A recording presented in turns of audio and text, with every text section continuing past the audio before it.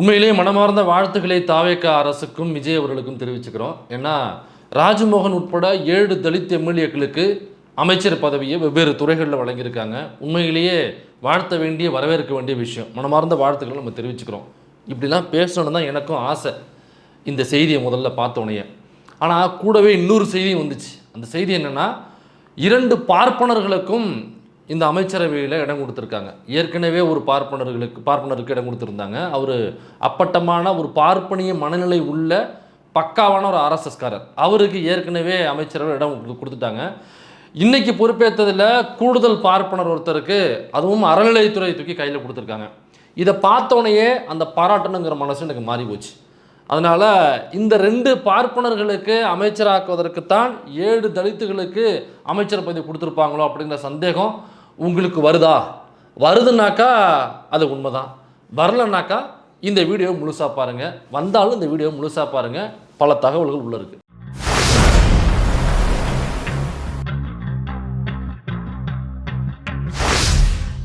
ஏழு தலித் எம்எல்ஏக்களுக்கு அமைச்சர் பதவி. முதல் முறையாக தமிழ்நாட்டில் எந்த கட்சியும் செய்யாத பயங்கரமான புரட்சியை செய்திருக்கிறது தாவேகா ஆட்சி.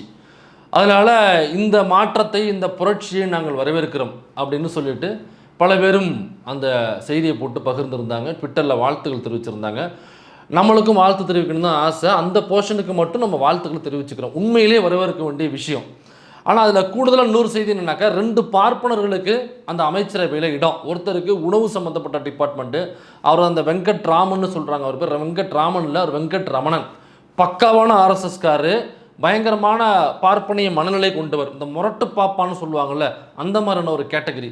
2வது ஸ்ரீரங்கத்தில் எம்எல்ஏவான ஜெயிச்ச ரமேஷ் அப்படிங்கிற ஒரு பார்ப்பன சமூகத்தை சார்ந்தவர். அவருக்கு அறநிலையத்துறையை தூக்கி கையில் கொடுத்துருக்குறாங்க. இப்போ இந்த 7 தலித்துகளுக்கு எம்எல்ஏ பதவி, 7 தலித் எம்எல்ஏக்களுக்கு அமைச்சர் பதவி கொடுத்துருக்குறாங்க. இது பயங்கரமான சமூக நீதி அப்படின்னு பேசுகிறது எதுக்குன்னாக்கா, இந்த நியூஸ் ஃபோக்கஸ் ஆகணும் அப்படின்னு திட்டமிட்டு செஞ்சுருப்பாங்களோங்கிற சந்தேகம் எனக்குள்ளே இருக்குது. ஏன்னா இது பயங்கரமான சமூக நீதி பார்வை. இந்த 7 தலித்துகளுக்கு அமைச்சரவையில் இடம் கொடுத்ததுங்கிறது சமூக நீதி பார்வையின் அடிப்படையில் தான் கொடுத்தாங்க. தலித்துகளுடைய முன்னேற்றத்திற்காக தான் இது கொடுத்துருக்காங்க அப்படிங்கிறது உண்மையாக இருக்கும் பட்சத்தில், இந்த சமூக நீதி பார்வை உள்ள ஒருத்தர், இந்த அம்பேத்கரிய பெரியாரிய பார்வை உள்ள ஒருத்தர் எப்படி அதே அமைச்சரவையில் 2 பார்ப்பனர்களுக்கு இடம் கொடுப்பாங்க? ஏங்க, பார்ப்பனராக பிறந்துட்டாலே அவர் பார்ப்பனிய மனநிலை உள்ளவர்னு சொல்லிட முடியுமா? பார்ப்பனர் சமூகத்தில் பிறந்தவங்க எவ்வளவோ பேர் பார்ப்பனியத்துக்கு எதிராக குரல் கொடுக்குறாங்க. அந்த சனாதன மனு தர்மத்துக்கு எதிராக பயங்கரமாக களமாடுறாங்க. அப்படி இருக்கும் பொழுது பார்ப்பனர் சமூகத்தில் பிறந்துட்டாங்க அப்படிங்கிறதுக்காகவே நம்ம அவங்கள பார்ப்பனிய மனநிலை உள்ளவங்கன்னு சொல்லிட்டு ஒதுக்கி வச்சிட முடியுமா? பை பர்த்தா எப்படிங்க நீங்கள் அவரை பார்ப்பனிய மனநிலைன்னு நம்ம சொல்ல முடியும்? அப்படிங்கிறத நியாயமான கேள்வி. இந்த வெங்கட்ரமணன் அப்படிங்கிறது பக்காவான ஆர்எஸ்எஸ்காரருங்கிறது ஏற்கனவே நம்ம சொல்லியிருக்கோம், ஆதாரங்களை வெளியிட்டிருக்கோம். அவர் ஒரு பேட்டி கொடுக்கும் பொழுது இந்த ஆன்டி பிராமணிசம் அப்படிங்கிறது அவுடேட்டட், அதெல்லாம் இப்போ வேலைக்கே ஆகாது, அதெல்லாம் ஒழிஞ்சு போன ஒரு விஷயம் அப்படின்னு சொல்லிட்டு ஏற்கனவே பேட்டி கொடுத்துருக்காரு. அதனுடைய அந்த தம்ப்நெயில், அந்த நியூஸ் கார்டு உங்களுக்கு வேணால் இப்போ ஃபுல் ஸ்க்ரீனில் ஷோ ஆகும். நான் பேசிட்டு இருக்கும்போது உங்களுக்கு காமிச்சிருப்பாங்க. இது ஏற்கனவே அவர் கொடுத்த பேட்டியினுடைய ஒரு பக்கம். இல்லை, இந்த வெங்கட்ரமணன் அப்படிங்கிறது பார்ப்பனிய மனநிலை இல்லாதவர் அப்படின்னாக்கா, அவர் பார்ப்பனியத்துக்கு எதிராக எங்கே பேசியிருக்காருன்னு ஒரே ஒரு கிளிப்பு மட்டும் காமிங்க, அல்லது ஒரே ஒரு போஸ்ட் பாருங்கள். பார்ப்பனியத்துக்கு எதிராக, சனாதனத்துக்கு எதிராக, ஆர்எஸ்எஸ்க்கு எதிராக, பிஜேபிக்கு எதிராக வெங்கட்ரமணன் பேசியிருந்த பாருங்கள். அவர் போட்ட போஸ்ட் பாருங்கள், அவர் களமாடிய களத்தை பாருங்கள், அவர் இயங்கி வேலை செஞ்ச மூமெண்ட்டு பாருங்கள் அப்படின்னு ஏதாவது ஒன்று எடுத்து காமிங்க. முதல்ல பக்காவான 100% 100% ஆர்எஸ்எஸ்கார். அவர் கூட பழகினவங்களே எனக்கு தெரிஞ்சவங்க இருக்காங்க. பயங்கரமான பார்ப்பனிய மனநிலை கொண்டவர். உட்காரும் பொழுது, ஏந்திரிக்கும் பொழுது, தொடும் பொழுது கூட அவர் என்ன சாதின்னு பார்த்துக்கிட்டு பழகக்கூடிய மனநிலையில் உள்ளவர் தான் வெங்கட்ரமணன். இப்போ அவரை தூக்கி உணவு சம்மந்தப்பட்ட டிபார்ட்மெண்ட்டில் அமைச்சரவையில் ஏற்கனவே கொடுத்துட்டாங்க. ஏற்கனவே கல்வித்துறையில், பள்ளி கல்வித்துறையில் அவர் போடுறதா இருந்துச்சு. நம்ம போட்டு மிதித்த மிதியில் அதுக்கப்புறம் கம்யூனிஸ்ட் கட்சி விசிக்கெல்லாம் உள்ளே இருக்கிறாங்க அப்படிங்கிறதுனால அவங்க கேட்ட கேள்வினால இது ஒரு பலனை நம்ம கொடுத்ததுனாக்கா, அவரை பள்ளி கல்வித்துறையில் போடாமல் அவரை தூக்கி உணவு வழங்கல் அப்படிங்கிற டிபார்ட்மெண்ட்டில் போட்டிருக்காங்க. இப்போ 2வதாக இப்போ என்ன நடந்திருக்குனாக்கா, இந்த ரமேஷ் என்கிற ஸ்ரீரங்கத்து பார்ப்பன சமூகத்தை சார்ந்த நபர், அவர் எம்எல்ஏ ஜெயிச்சாப்புல, அவரை அறநிலையத்துறை அமைச்சராக போட்டிருக்காங்க. இந்த அறநிலையத்துறைங்கிறது முக்கியமான துறை. அது ஏதோ கோவிலுங்க, அவ்வளோதான். அங்கே போனாக்கா துண்ணூறு குங்குமம் கொடுப்பாங்க, தட்டில் ₹1 ₹2 போடுவோம், அவ்வளோதானாங்க. அது ஒரு கோவில், அவ்வளோதானாங்க. போவோம், சாமி கும்பிடுவோம், வேண்டுவோம், வேண்டுதல் செய்வோம், வந்துக்கிட்டே இருப்போம். அது என்ன பெரிய அறநிலைத்துறை நீங்கள் என்ன பெரிய ஏதோ எக்ஸ்போஸ் பண்ணி பயங்கரமாக இது பண்ணி பேசிக்கிட்டு இருக்கீங்க அப்படின்னு நீங்கள் கேட்கலாம். அது வெறுமனே கோவில் மட்டும் கிடையாது. கோவில் என்பது அதிகார குவியல். அப்படி இல்லைனாக்கா பெரியார் என்கிற ஒரு மனுஷன் தன்னுடைய இறுதி மூச்சு வரை அந்த கருவறை தீண்டாமையை உடைக்கணும்னு சொல்லிட்டு ஏன் ஒரு போராட்டம் தெரிவிக்கணும்? இறுதி மூச்சு சாகிறப்ப அவர் ஏன் அந்த வசனத்தை சொல்லணும்? அந்த விஷயத்தை, அந்த ஸ்டேட்மெண்ட் ஏன் சொல்லணும்? நெஞ்சில் தைத்த முள் அப்படிங்கிறத சொல்லிட்டு அந்த ஆள் ஏன் அந்த மனுஷனையும் சாகணும்? அப்போ கருவறை தீண்டாமை அப்படிங்கிறது, கருவறைங்கிறது நீங்கள் ஏதோ நினைக்கிறது மாதிரி அது அந்த விக்கிரகம் உள்ள ஒரு ஒரு ஒரு ரூம் அவ்வளோதாங்க அப்படிங்கிறது கிடையாது. அது ஒரு அதிகார குவியல். அப்போ அந்த அதிகார குவியலில் எல்லா சாதியினரும் உள்ளே போகணும், அதிகார குவியலில் பங்கெடுக்கணும், அது நீ உள்ளே போய் பார்க்கணும். அப்போ அந்த அதிகார குவியல்ங்கிறது ஏதோ ஒரு சாதிக்கிட்ட மட்டும் இருக்கும் பொழுது, அப்போ ஹிந்து அப்படிங்கிற கம்யூனிட்டிக்குள்ளே அந்த மதத்துக்குள்ள எல்லாரும் இருக்கும் பொழுது அந்த கருவறைக்குள்ளே போகிற உரிமை எவங்கிட்ட இருக்கோ அவன் தான் இந்த ஒட்டுமொத்த இந்துக்களுக்கான தலைவனாக பார்க்கப்படுவான் ஒரு சமூகத்தில். அப்போ அவன் சமூகத்தினுடைய அந்த இந்து சமூகத்தினுடைய தலைவன் அவன் கிடையாது, இந்து மதத்துக்கான தலைவன் அவன் கிடையாது. அப்போ எல்லோருமே நாம் தலைவர்கள் தான். அப்போ எல்லா சாதியினரும் உள்ளே போனோம் அப்படிங்கிறதா இதில் உள்ள சூட்சம். அதை நல்லா புரிஞ்சுக்கணும். கடவுள் மறுப்பாளராக இருக்கக்கூடிய பெரியார் எதுக்கு கருவறை நுழைவுங்கிறது எதுக்கு முன்னெடுக்கணும்? அது கருவறை கிளர்ச்சி அவர் வச்ச பேர். அப்போ அந்த அறநிலைத்துறையில் இதுவரைக்கும் எனக்கு தெரிஞ்ச வரைக்கும் அறநிலைத்துறை டிபார்ட்மெண்ட்டுக்கு பார்ப்பனராக யாருமே இருந்தது கிடையாது எனக்கு தெரிஞ்ச வரைக்கும், இன் மை நாலேஜ். ஒருவேளை அப்படி ஏதாவது முன்னாடி இருந்திருக்காங்க அப்படின்னாக்கா கமெண்ட்டில் வந்து சொல்லுங்கள், நான் அதை திருத்திக்கிறேன். அப்போ இதுவரை அறநிலைத்துறைக்கு பார்ப்பனராக யாருமே ஒரு பார்ப்பனர் வந்து அறநிலைத்துறைக்கு அமைச்சராக நியமித்தது இல்லை. வரலாற்றிலே முதல் முறையாக நீங்கள் மாற்றம்னு சொன்னீங்களே, அது என்ன மாற்றம்னா இதுதான் மாற்றம். வரலாற்றிலேயே முதல் முறையாக அறநிலைத்துறைக்கு ஒரு பார்ப்பனரை அமைச்சராக நியமிச்சிருக்காங்க. சரிங்க, அமைச்சராக நியமிச்சுட்டு போட்டுமே என்ன, இப்போ யாரோ ஒருத்தவங்க இருக்க போகிறாங்க, அது ரமேஷ் அவர்கள் இருந்தால் என்ன தவறு? இப்போ ரமேஷ் அவர்கள் இருந்தால் என்ன தவறுன்னு கேட்குறீங்களா? அதில் 2 விஷயம் இருக்குது. ஏன்னா அந்த ரமேஷுங்கிறவர் முதல்ல யாருன்னு உங்களுக்கு தெரியணும். இவர் பார்ப்பனிய மனநிலை இல்லாதவரா, ஆர்எஸ்எஸ் மனநிலை இல்லாதவரா, பிஜேபி மனநிலை இல்லாதவரா, ஹிந்து முன்னணி மனநிலை இல்லாதவரா, சனாதன மனுஸ்மிருதியுடைய மனநிலை இல்லாதவரா அப்படின்னு பார்க்கணும்ல. இவர் போட்ட ஒரே ஒரு ட்வீட் மட்டும் நான் உங்களுக்கு காமிக்கிறேன். அந்த ஃபுல் ஸ்க்ரீனில் வருது பாருங்கள். இவர் போட்ட ட்வீட்டு 21 ஜனவரி 2000 இவர் போட்ட ட்வீட்டு. தஞ்சை பெருவுடையார் கோவில் குடமுழுக்கு தமிழில் நடக்க வேண்டும், அதில் எந்த மாறுபாடும் இல்லை. ஆனால் ஜாதி மத மாற்று மொழி ஆதிக்கத்தை ஒழிக்க துடிக்கும் கட்சிகள் ஹிந்து கோவில்கள் போல் மற்ற மத கோயில்களிலும் தமிழை கொண்டு வர பேசுமா? ஒருதலை அரசியல் செய்யாதே வியாபாரிகளே அப்படின்னு போட்டிருக்காரு. அவர் சொல்ல வர்றது என்னன்னாக்கா, சரிங்க சமஸ்கிருதத்தில் சொல்லக்கூடாது, குடமுழுக்கு செய்யக்கூடாதுன்னு சொல்கிறீங்க, சரி தமிழில் செய்யணும், நாங்கள் வரவேற்கிறோம். ஆனால் இதே மாதிரி நீங்கள் ஒரு இஸ்லாமிய வழிபாட்டு தலங்களில் போயிட்டு அங்கே நீங்கள் அரபில் நீங்கள் ஓதக்கூடாது, அங்கேயும் நீங்கள் தமிழில் தான் ஓதணும். அதே மாதிரி மற்ற மதங்களுடைய வழிபாட்டு தலங்களில் போயிட்டு அங்கே நீங்கள் தமிழில் தான் ஓதணும், அரபுலையோ அல்லது மற்ற மொழிகள்லையோ நீங்கள் ஓதக்கூடாது, அங்கே உள்ள அர்ச்சனைகள் செய்யக்கூடாது அப்படின்னு உங்களால் சொல்ல முடியுமா அப்படிங்கிற இந்த கேள்வியை யார் கேட்பான்னாக்கா, இந்து முன்னணியில் உள்ளவன் எல்லா மீட்டிங்லையும் கேட்பான், ஆர்எஸ்எஸ்காரன் எல்லா மீட்டிங்லையும் கேட்பான். சின்ன வயசில் கேட்கும்பொழுது எனக்கே ஆமான்னு தோணும். ஆமாம் இல்லை, இங்கே மட்டும் தமிழ்னு சொல்கிறாங்க, அப்புறம் ஏன் ஒரு முஸ்லீம் கோவிலில் வந்து ஏன் தமிழில் ஒதுங்குன்னு சொல்ல மாட்டேங்கிறாங்க, அவங்கெல்லாம் வேறு ஏதோ ஒரு பாஷையில் பேசுகிறாங்களே, அப்போ அவங்கெல்லாம் வேத்தாளு போட்டிருக்கு அப்படிங்கிற இந்த நேரட்டிவை, இந்த ஒரு பார்ஷாலிட்டியை கிரியேட் பண்ணுறது அந்த ஒரே ஒரு சின்ன டயலாக் போதும், ஈஸியாக அந்த பார்ஷாலிட்டி நம்ம மனசுல கொண்டு வந்துடுவாங்க.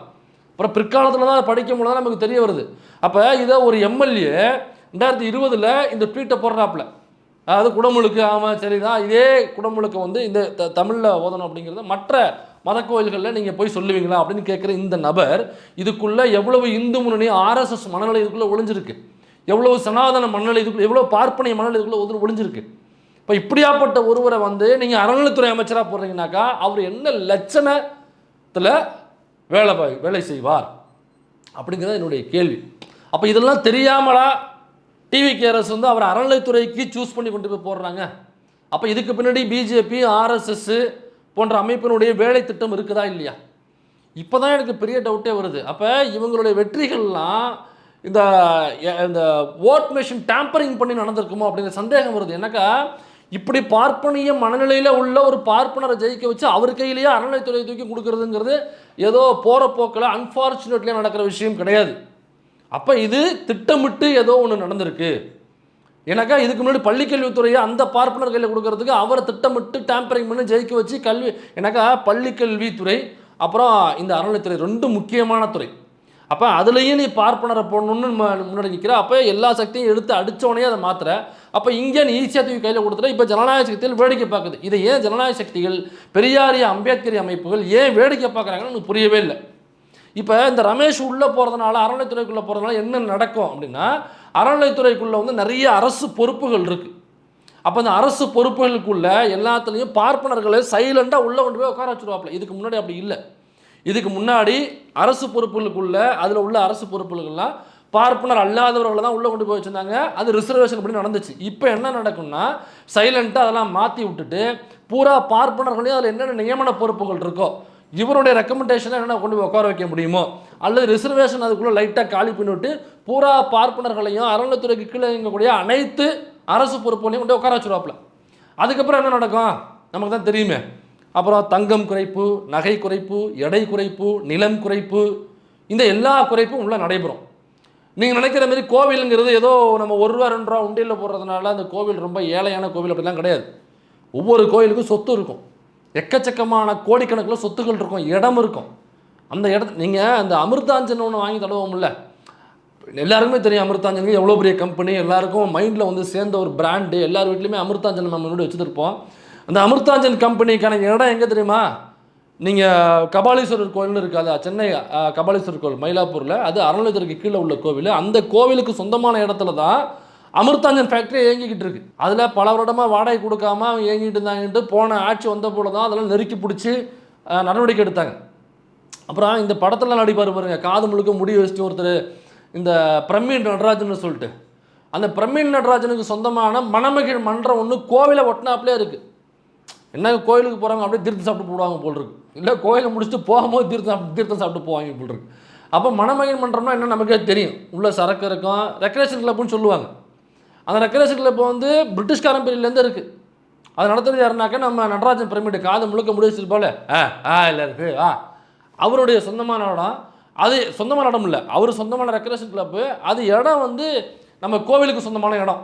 பல வருஷமே அதெல்லாம் வந்து பல வருஷமாக வாடகை கொடுக்காம தலைவன் வந்து ஆட்டையை போட்டு நடத்திட்டு இருக்காப்புல. அதுக்கப்புறம் அறநிலைத்துறை திமுக ஜெயிச்சதுக்கு அப்புறம் தான் அதெல்லாம் இன்னும் டைட் பண்ணி அவங்க மேலே கேஸ் போட்டு வாடகை வசூலிச்சது, நடவடிக்கை எடுத்து, இப்படி பல விஷயம் இருக்குது. அப்போ அறநிலைத்துறைக்கு கீழேங்கிற அனைத்து கோயில்களுக்கும் பல கோடியில் சொத்துக்கள் இருக்குது. அப்போ இவங்களை முழுக்க உள்ள விட்டோம்னாக்க என்ன நடக்கும்? வலிச்சு வாரி தின்னுட்டு போயிட்டே இருப்பாங்க. அறநிலைத்துறைக்கு ஒரு தலித்தை முதலமைச்சராக்குறதுலாம் சமூக நீதி இருக்குது. உண்மையிலேயே அதில் தான் சமூக நீதி இருக்குது. ராஜமோகன் மீது எனக்கு வந்து அவர் மீது விமர்சனம் இருக்குது. எனக்கு புதிய கல்விக் கொள்கையை ஆதரிச்சிருக்கிறாப்புல, தலித்துகளுக்கான கொடுமைகள் நடக்கும் பொழுது அல்லது சமூகத்தில் ஏதோ ஒரு இழிவு நடக்கும் பொழுது அதற்காக களத்தில் இறங்கி போராடினதோ குரல் கொடுத்ததோ எந்த ஒரு ஆக்டிவிசமும் இல்லாத ஒரு நபர். அவர் பட்டிமன்ற பேச்சாளர், காசு எங்கே கொடுத்தாலும் அந்த பக்கம் பேசுவாப்புல, அவ்வளோதான். புதிய கல்விக் கொள்கைக்கு ஆதரித்து அவன் வீடியோ போடுவான், காசுக்காக வீடியோ போடுவாங்க. அப்படி இல்லைங்க புரிதல் இல்லாத வீடியோ போடுவான். அப்போ இவர் வீடியோ போட்டிருக்காருன்னா ஒன்றும் புரிதல் இல்லை, காசு வேண்டி வீடியோ போட்டிருக்காரு. 2 செயல்பாடு எதுவாக இருந்தாலுமே அவருக்கு நம்ம எப்படி வந்து ஒரு அமைச்சர் பதவி கையில் கொடுக்க முடியும்? அதுதான் என்னுடைய குற்றச்சாட்டை தவிர அவர் ஒரு பட்டியல் சமூகத்தை சார்ந்தவர், அவர் வரக்கூடாதுங்கிற கண்ணோட்டம் எனக்கு கிடையாது. ஏன்னா அவர் பெரியாரிஸ்ட், அவர் அம்பேத்கரிஸ்ட், அந்த கண்ணோட்டத்தில் நான் சொல்லவே இல்லை. அப்போ அவர் சரி அவர் நம்ம விமர்சனம் இருந்தாலும் அவர் அதில் வர்றாரு, ஓகே. இப்போ அதே மாதிரி நீங்கள் உண்மையிலேயே சமூக நீதியை கடைபிடிக்கணும் அப்படின்னாக்கா, நாங்கள் 7 தலித்துகளை கொடுத்துருக்கோம்னாக்கா அறநிலையத்துறையை தூக்கி கொடு கையில். ஏன் அறநிலையத்துறையை வந்து ஒரு தலித்து கொடுக்கக்கூடாதா? இது சட்டம் இருக்கா? அப்படி கிடையாது இல்லை. ஏன்னா காமராசர் காலத்தில் இந்த அறநிலையத்துறையை வந்து ஒரு பட்டியல் சமூகத்தை சார்ந்த ஒரு எம்எல்ஏவுக்கு தான் அறநிலையத்துறை தூக்கி கையில் கொடுத்தாரு. ஏன்னா கோவில் நுழைவு என்பதே மறுக்கப்பட்ட சமூகம். அந்த சமூகத்தில் வந்த ஒருத்தருக்கு தூக்கி அமைச்சர் பதவி, அதற்கான அமைச்சர் பதவி. இப்போ அவர் எந்த கோயிலுக்கு போனாலுமே அறநிலையத்துறை கீழே அவருக்கு முதல் மரியாதை, பரிவட்டம் கட்டி முதல் மரியாதை கொடுத்தே ஆகணும் அந்த பார்ப்பனர். அப்போ அதே மாதிரி தான் இப்போ போன திமுக என்ன பண்ணாங்கன்னா, கல்வி மறுக்கப்பட்ட ஒரு பட்டியல் சமூகத்திலேருந்து வந்த கோபி சழியன் என்கிற அந்த எம்எல்ஏவுக்கு தான் உயர்கல்வித்துறை என்கிற தூக்கி கையில் கொடுக்குறாரு. இதெல்லாம் மிகப்பெரிய சமூக நீதி பார்வை. அதே மாதிரி நீங்கள் இங்கே என்ன பண்ணிருக்கணும்னாக்கா, அறநிலையத்துறையோ ஒரு தலித்துக்கிட்ட தூக்கி கொடுக்கணும். அதுதான் உண்மையான சமூக நீதி பார்வை. அப்போ என்ன மனநிலைன்னா, அப்படி தூக்கி கொடுத்தாக்கா கோயிலுக்கு போகும்போது அவருக்கு பரிவட்டம் கட்டணும், இந்த முதல் மரியாதைலாம் செய்யணும். அப்போ வந்து ஒரு தலித்துக்கு தலைமை அர்ச்சகர் பட்டர் வந்து நாங்கள் பரிவட்டம் கட்டணுமா? அப்போ நாளை பின்ன ஏதோ ஒன்று காணாமல் போச்சு, நகை குறைப்பை எடை குறைப்பை செஞ்சுட்டாங்க அப்படின்னு கம்ப்ளைண்ட் வருதுனாக்கா அதை விசாரிக்கிறதுக்கு அமைச்சர் போகணும். என்ன கம்ப்ளைண்ட் ஆனாலும் அமைச்சர் நேரடியாக அங்கே போய் விசாரிக்கணும்.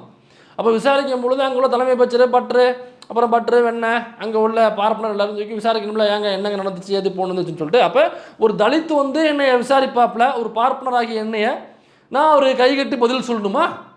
அப்படிங்கிற இந்த மனநிலையில் யோசிக்கிற ஒருத்தரால் மட்டும்தான் அப்போ அங்கே தலித்தை போடாத அல்லது பார்ப்பனர் அல்லாத யாரையுமே போடாத, அங்கே ஒரு பார்ப்பனரை போடு அப்படிங்கிற மனநிலை, இந்த பார்ப்பனிய சிந்தனை உள்ளவங்களால் மட்டும்தான் அறநிலையத்துறைக்கு ஒரு பார்ப்பனரை அமைச்சராக போட முடியும். அப்போ இவர் எப்படி சமூக நீதியின் அடிப்படையில் 7 பேருக்கு இங்கே அமைச்சர் பதவி கொடுத்துருப்பாரு. அப்போ இந்த 2 RSS பார்ப்பனர்களையும் உள்ளே கொண்டு வரணும் அமைச்சரவையில் அப்படிங்கிறதுக்காக தான் இதை மறைக்கிறதுக்கு 7 தலித்துகளுக்கு அமைச்சரை கொடுத்துட்டோம்னாக்க இதை பேசு பொருளாக வச்சுக்கலாம். இந்த 2 பார்ப்பனர்களுக்கு அமைச்சர் பதவி, அதுவும் குறிப்பாக அறநிலையத்துறை கையில் கொடுத்ததை பேசு பொருள் இல்லாமல் ஆக்கிக்கலாம். இன்றைக்கி பாருங்கள், இன்றைக்குமே தமிழ்த்தாய் வாழ்த்து 3வது இடம் தான். யாராவது இதுக்கு எதிராக அன்னைக்கு பேசினவங்க யாராவது இன்னைக்கு குரல் கொடுத்தாங்களா? ஏன் கொடுக்கல? தமிழ் இனி மெல்லச்சாகும், தமிழ் இனி இந்த 5 வருஷத்தில் மெல்லச்சாகும். நீங்கள் எதிர்பார்த்த மாற்றம் இதுதான். தமிழ் காலி 3வது இடத்தை தள்ளி விட்டாங்க. அடுத்தது பாருங்கள், ஒரு பார்ப்பனர் கொடுத்து அறநிலைத்துறை கொடுத்துட்டாங்க. இப்போ அறநிலைத்துறை கொஞ்சம் கொஞ்சமாக காலியாகும். அங்கே இன்னமும் தீண்டாமை சனாதனம் இன்னும் அதிகமாக கடைபிடிக்கப்படும். பாருங்கள், இது அங்கே கோவிலுக்குள்ளேருந்து ஏதாவது கம்ப்ளைண்ட் வந்தால் கம்ப்ளைண்ட்டே எடுக்க மாட்டாங்க. இல்லைனாங்க சும்மா ரீல்ஸ் மட்டும் போட்டு வந்துகிட்டே இருப்பாப்புல அந்த பையன். இப்போ இதெல்லாம் நடக்க போகுது. இப்போ இது சமூக நீதி 7 பேருக்கு கொடுத்துட்டாங்க அப்படிங்கிறது சமூக நீதி அப்படின்னாக்க 2 பார்ப்பனர்கள் கொடுத்துருக்காங்களே, இது எண்ணிக்கையில் எப்படி சரியாக இருக்கும்? 7 தலித்துகளுக்கு கொடுத்தது உண்மையிலே வரவேற்கிறோம். இது உண்மையிலே வரவேற்க வேண்டிய விஷயம், வாழ்த்த வேண்டிய விஷயம். ஆனால் 7 பேருக்கு தலித்து கொடுத்தாங்க, ரைட்டு. பார்ப்பனருக்கு எதுக்கு 2? எத்தனை % இருக்காம? வெறும் 3% இருக்கக்கூடிய பார்ப்பனருக்கு எப்படிங்க 2 சீட்டு கொடுப்பீங்க? இப்போ அதே லிஸ்ட்டில் பார்த்தோம்னாக்கா மற்ற சமூகத்துக்கு எவ்வளோன்னு பார்ப்போம். அவங்க கொடுத்த இந்த அமைச்சரவையில் பாருங்கள், வன்னியருக்கு 4 அமைச்சர் கொடுத்துருக்காங்க. இப்போ பார்ப்பனருக்கு 2, வன்னியருக்கு 4. 1 கோடிக்கு மேலே பாப்புலேஷன் இருக்குது. இது நான் உத்தேசமாக சொல்கிறது, சரிங்களா? இப்போ எக்ஸாக்டு கால்குலேஷன் என்னங்கிறது நமக்கு தெரியாது. அது சாதி ரீதியான அவங்க எண்ணிக்கை எடுத்தால் நமக்கு தெரியும். உத்தேசமாக ஒரு 1 கோடின்னு வச்சுப்போம், 1.25 கோடின்னு வச்சுப்போம். 1.25 கோடி இருக்கக்கூடிய வன்னியர்களுக்கு 4 அமைச்சரவையா? வெறுமனே 15 லட்சம் இருக்கக்கூடிய 3% கூட கிடையாது. 3% கொண்டு வரணும்னால 2.5 அப்படி தான் இருக்கும் அந்த பர்சன்டேஜ். அப்போ அத்தனை பர்சன்ட் 2.5% 3% இருக்கக்கூடிய பாப்பானுக்கு 2 அமைச்சரவை, 1.25 கோடி இருக்கக்கூடிய வன்னியருக்கு 4 சீட்டு தானே? இது எப்படி எண்ணிக்கை எப்படி சரியாக இருக்கும்? அப்போ இது வன்னியர்களுக்கு இழைக்கிற துரோகம் இல்லையாது? இப்போ அதே மாதிரி பாருங்கள், அடுத்து கவுண்டருக்கு 3. இப்போ கவுண்டருடைய பாப்புலேஷன் என்ன, பார்ப்பனர்களுடைய பாப்புலேஷன் என்ன? அப்போ கவுண்டருக்கு பார்ப்பனருக்கு 2, கவுண்டருக்கு 3, அவங்களோட 1 அதிகமாக போட்டால் முடிஞ்சு போச்சா? இது சமூக நீதி அது?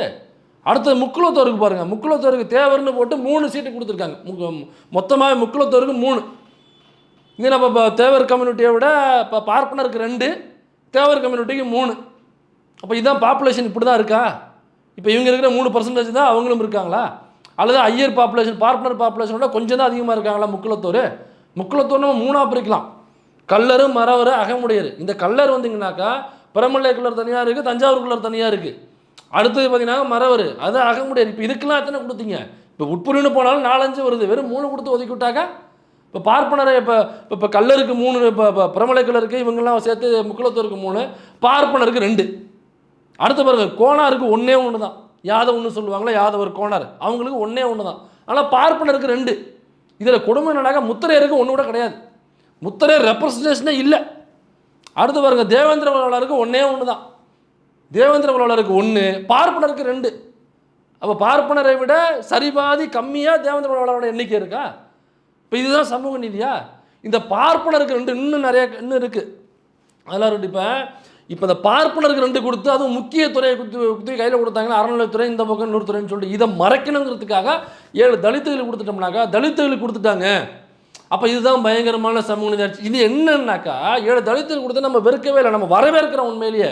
ஆனால் மற்ற சமூகங்கள் நினைச்ச அநீதி என்ன? நான் மற்ற சமூகம் கொடுக்கலங்கிறத விட்டுட்டு நான் அதுக்குள்ளே போகவே இல்லை. 7 பேர் கொடுத்தது ஓகே, சூப்பர், வரவேற்கிறேன். ஆனால் 2 பார்ப்பனருக்கு எது கொடுத்தேன்னு நான் கேட்குறேன். 2 பார்ப்பனர்கள் எது கொடுக்குற? நீ பார்ப்பனர்கள் இல்லாத அமைச்சராக வந்துட்டே இருக்குங்க. எனக்கா நம்முடைய உரிமைகள் ஒட்டுமொத்தமாக வழித்து வாரி அவங்க வாய்ப்புள்ள போட்டு கொடுத்து பார்ப்பனர் சமூகம் இத்தனை வருட காலமாக சண்டை போட்டு அத்தனை உசுர்களை இழந்து ஆர்ப்பாட்டம் போராட்டம் பண்ணி கொஞ்சம் உரிமையை இப்போ தான் வாங்கியிருக்கோம். திரும்ப 2 பார்ப்பனர் உள்ளே கொண்டு வந்து எல்லா உரிமையும் அவனுக்கு கொடுக்குறாங்க. இப்போ வந்திருக்கு 2 பேசுமே யாருனாக்கா RSS இந்து முன்னணி பின்னணியிலேருந்து வர்றாங்க. இவங்க 2 பேரையும் உள்ளே விட்டது. அப்போ இப்போ பிஜேபியினுடைய கள்ள குழந்தை, பிஜேபியினுடைய பி டீம் தான், பிஜேபியினுடைய பேக்கப்பில் தான் விஜய் உள்ளே வந்திருக்கிறாருன்னு தலைவர் எழுச்சி தமிழர் திரும்ப சொன்னது சரிதானே? இப்போ இதுதான் பிஜேபியினுடைய அரசியல் அப்படின்னு சொல்கிறது. என்னன்னாக்கா, நாங்கள் பாருங்கள் ராம்தாஸ் அத்வாலே என்கிற பட்டியல் சமூகத்தை சார்ந்த தலைவர், அவருக்கு அமைச்சர் பதவி கொடுத்துட்டோம். பாஸ்வான் என்கிற பட்டியல் சமூகத்தை சார்ந்த தலைவர், அவருக்கு நாங்கள் அமைச்சர் பதவி கொடுத்துட்டோம்.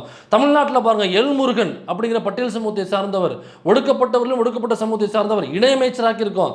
தமிழ்நாட்டிலேயே மாநில தலைவராக்கியிருக்கோம். யார் ஆக்கியிருக்கா பாருங்க, குடியரசுத் தலைவர் ஒரு பட்டியல் சமூகத்தை சார்ந்தவர், அவரை நாங்கள் ஆக்கியிருக்கோம் பாருங்க அப்படின்னு சொல்லிட்டு இந்த ரெப்ரசன்டேஷனாக அந்த நம்பரை காமிச்சிட்டு பட்டியல் சமூக மக்களுடைய பாதுகாவலர் நாங்கள் அப்படின்னு சொல்லிட்டு இங்கே காமிச்சிட்டு இந்த பக்கம் பார்த்தீங்கன்னாக்கா பார்ப்பனர்களை உள்ள அடித்து ஏற்றிக்கிட்டே இருப்பானுங்க.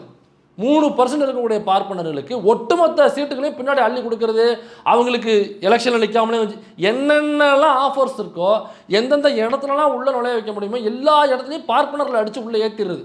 அப்போ இந்த செய்தி வெளில வரக்கூடாது, இதை பேசு பொருள் ஆகக்கூடாது அப்படிங்கிறதுக்காக பாருங்கள் நாங்கள் பட்டியல் சமூகத்தை சார்ந்த தலைவர்களுக்கு எவ்வளவு செய்திருக்கிறோம் பாருங்கள் அப்படின்னு சொல்லி உள்ளே ஏற்றிடுவாங்க. இந்த மேம்போக்கான இந்த பிம்ப அரசியல் இருக்குல்ல, அது ஐக்கோனோ கிளாஸ்டாக ஏதோ ஒரு பேர் சொல்லுவாங்க. அந்த புத்தகம் ஒரு பிரச்சனை அம்பேத்கருடைய உறவினர் ஆனந்த் டெல்டும்டே அவர் எழுதின புத்தகம் இருக்குது, ஐக்கோனா கிளாஸ்னு ஒரு புத்தகம் இருக்குது. ஸோ நீங்கள் அதை படிச்சிங்கன்னா புரியும். இந்த பிம்ப அரசியல் இருக்குல்ல, இந்த பிம்ப அரசியல் தான் தமிழ்நாட்டுக்குள்ளே எனக்கு இந்த பிம்ப அரசியல் செய்கிறதுக்கு இங்கே யாருக்கும் அறிவு டிவிகளை நல்லாவே தெரியும். இந்த பிம்ப அரசியலை பக்காவாக கட்டமைத்து சோஷியல் மீடியா அரசியல் ப்ளஸ் இந்த பிம்ப அரசியல் கட்டமைக்கிறது பின்னாடி இருந்து இயக்குவது அமித்ஷா போன்ற RSS பிஜேபியினுடைய நபர்கள் தான் இந்த கட்சியை இயக்குறாங்க. TVK is equal to BJP அப்படிங்கிறது இதுக்கு மேலே நம்மளால் புரிய வைக்க முடியாது. இங்கே உள்ள உண்மையிலேயே பெரியாரிய அம்பேத்கரிய மார்க்சிய ஜனநாயக சக்தின்னு சொல்லிக்கிறது யாராக இருந்தாலும் இந்த அறநிலையத்துறை எப்படி பார்ப்பனர்களை கொடுக்க முடியும்? இது நேரடியாக கோயில் தீண்டாமை இல்லையா, அது கோவில் நுழைவு தீண்டாமை இல்லையா அது? அப்போ இந்த தீண்டாமை பெரியார் மண்ணு அம்பேத்கர் மண்ணு சொல்லிட்டு இதை ஆதரிப்பது, மௌனியாக கடப்பதுங்கிறது நமக்கு பேர் அவலம், நமக்கு பெரிய அசிங்கம், அவமானம். அதனால் இந்த அமைப்புகளை சார்ந்தவங்க ஜனநாயக சக்தியாக இருக்கிறவங்க ஏன் டிவிகே கூட்டணிக்கு ஆதரவு தெரிவிக்கிற கட்சிகளாக உள்ளிருந்து வெளிலிருந்து எதுவாக இருந்தாலும் பரவாயில்ல, இந்த பார்ப்பனிய செயல்பாடுகளை, இந்த RSS செயல்பாடுகளை கண்டிப்பாக எதிர்க்கணும்.